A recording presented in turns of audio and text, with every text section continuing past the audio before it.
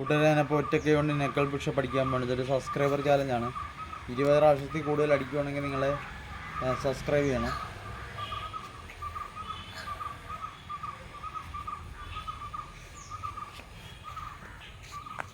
ഒന്ന്, രണ്ട്, മൂന്ന്, നാല്, അഞ്ച്, ആറ്, ഏഴ്, എട്ട്, 9, 10, 11, 12, 13, 14,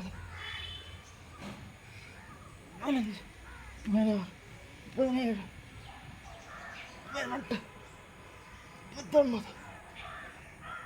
20, 21,